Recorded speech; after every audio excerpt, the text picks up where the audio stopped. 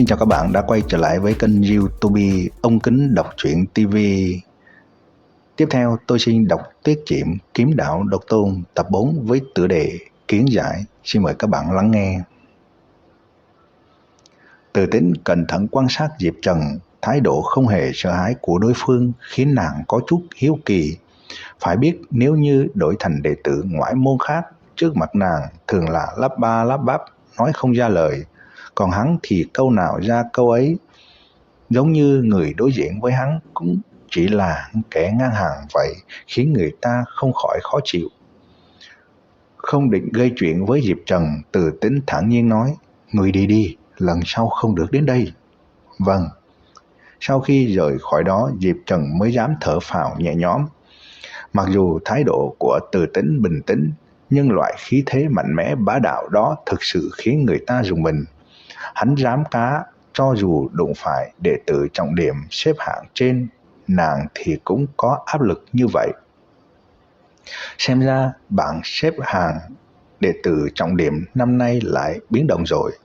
Đột nhiên Diệp Trần bật cười.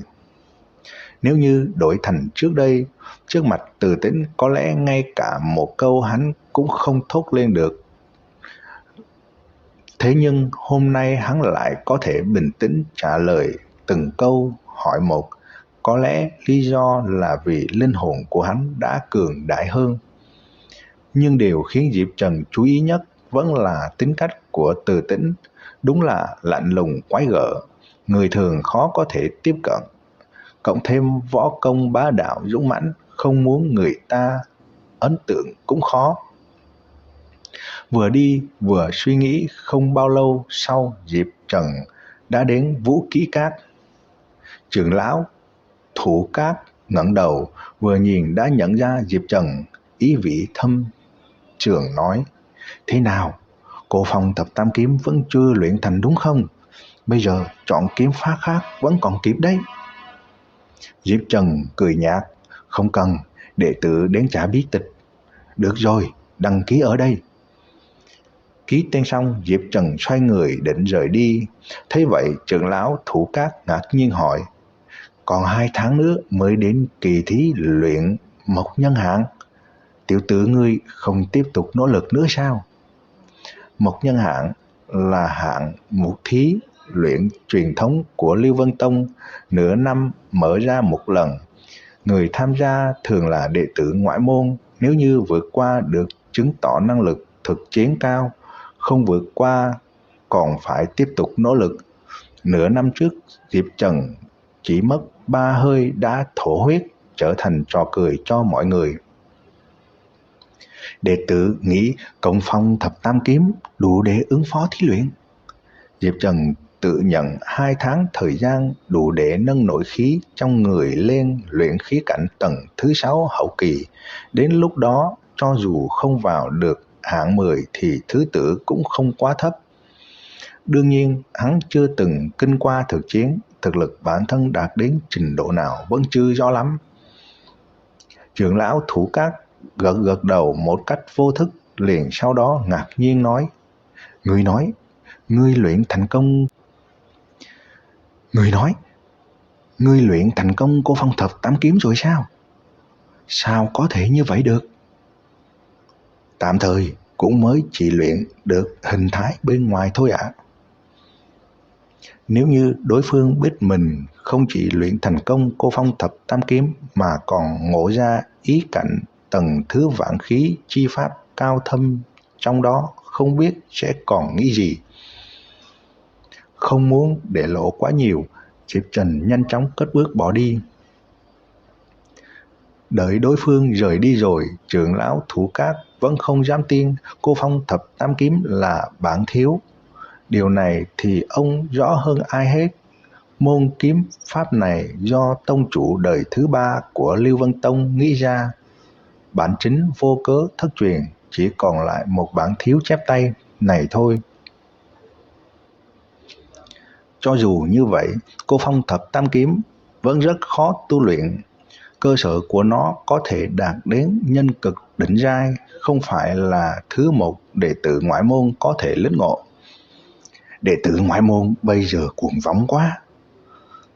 Thủ tọa trưởng lão lắc lắc đầu, rõ ràng không tin những gì Diệp Trần nói. Quay trở lại tiểu viện, Diệp Trần bị quyền pháp bá đạo của Từ Tĩnh kích thích, lập tức nảy ra ý tưởng tu luyện kim cương quyền.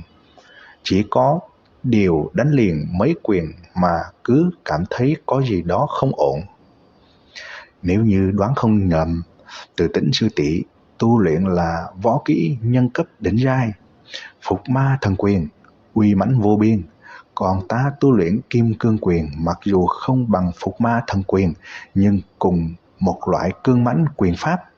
Chuyện từ đời này sang đời khác chỉ là nhìn tỷ ấy đánh mới đúng là cương mãnh thực sự, còn ta lại thiếu đúng điểm đó. Rốt cuộc đã xảy ra chuyện gì? Đứng lặng giữa sân, Diệp Trần nhíu mày suy nghĩ, trong đầu không ngừng nhớ lại cảnh tượng Từ Tĩnh luyện quyền, hết lần này đến lần khác. Đúng, tiếng thét của Từ Tĩnh có thể truyền xa một dặm, trung khí căng tràn là bởi vì thân thể cường đại, năng lực lĩnh ngộ của ta đúng là mạnh thật, nhưng phương diện thân thể thì vẫn còn yếu, nên không học được quyền pháp cương mãnh. Nghĩ ra vấn đề then chốt, Diệp Trần thở phào nhẹ nhõm, không sợ học không được, chỉ sợ tìm không ra căn nguyên. Bây giờ điều đầu tiên Trần Diệp phải làm là đứng chấn. Chỉ có đứng tấn cước bộ mới ổn định, mới có thể đánh ra quyền pháp uy mãnh. Nếu không va chạm với người ta, hạ bàn bất ổn, vậy thì không còn là trò đùa nữa. Hai chân bước rộng bằng vai vào tư thái nửa ngồi xổm, bởi vì tư thái giống như đang cưỡi ngựa, hơn nữa tư thế này còn phải vững chắc, lưng thẳng như cây cột nên còn có tên Mã Bổ Trang. Đứng tấn nhiều sẽ tốt cho thận và thắt lưng, cường gân bổ khí, điều tiết tinh thần, hơn nữa hạ bàn vững chắc, khả năng cân bằng cũng tốt, không dễ bị người khác đánh ngã mà còn có thể nâng cao khả năng phản ứng thân thể. Đứng tấn là một trong những bước cơ bản của luyện võ, cái gọi là luyện quyền không luyện công, đến già công giá tràng, ý chỉ học những bộ chiêu thức quyền phổ chứ không có thực tế tiến hành tôi luyện trọng lực và sức chịu đựng của cơ bắp toàn thân, cuối cùng sẽ chỉ là khoa chân múa tay mà thôi. Đùi trên và đùi dưới khuỵu một góc 90 độ, Diệp Trần mắt nhìn thẳng, theo từng hơi thở phập phồng, vừa tấn vừa đánh quyền với quy luật ngày một nhanh. Xoát xoát xoát, quyền như đạn pháo, kình phong vù vù liên miên không dứt. Chỉ một lúc đã hơn 300 quyền. Khoảng chừng một khắc sau, Diệp Trần căn cứ ký ức trong đầu, ý thủ bụng dưới một khắc. Sau đó đến tối lại làm một lần, nhưng tốc độ xuyên quyền từ từ nâng lên, tranh thủ mỗi lần đều có đột phá, không được gián đoạn. Nửa tháng sau, Diệp Trần không luyện tập đứng tấn trùng quyền nữa, chỉ luyện đứng tấn. Mỗi lần đứng im một chỗ nửa canh giờ. Đợi đến khi không còn cảm thấy khó nữa, Diệp Trần hai tay nắm chặt, cổ tay gập lại làm chiêu long phong quán nhĩ, lòng bàn tay hướng về phía trước, quyền nhãn hướng vào tai, ra sức vặn lại phía sau, đồng thời đứng tấn, thấp lưng thẳng ngực, giữ như vậy một canh giờ, ý thủ bụng dưới một khắc. Đúng một tháng sau, thân thể Diệp Trần phát sinh biến hóa cực đại, lực lớn ngàn cân nhưng đi bộ như bay, nội khí di chuyển không ngừng trong thân thể, tinh lực dồi dào, rõ ràng nhất là lượng cơm tăng lên, mỗi bữa có thể ăn được 3 chén lớn, một con gà quay, giấc ngủ rất say, đến hậu kỳ nội khí dư thừa, có thể tùy ý mà đi, giống như có lực khí dùng không hết. Những thứ này đều không quan trọng. Bây giờ Diệp Trần thực sự làm được, tâm thủ tương ứng, muốn sao được vậy. Nếu phải giao thủ với người khác, lúc nào cũng duy trì được trạng thái đỉnh cao. Các bạn vừa nghe xong truyện Kiếm Đạo Độc Tôn tập 4 với tựa đề Kiến Giải. Ở video tiếp theo, tôi xin đọc tiếp truyện Kiếm Đạo Độc Tôn tập 5 với tựa đề Luyện Công Dưới Nước. Xin mời các bạn chú ý lắng nghe. Xin chào và hẹn gặp lại các bạn.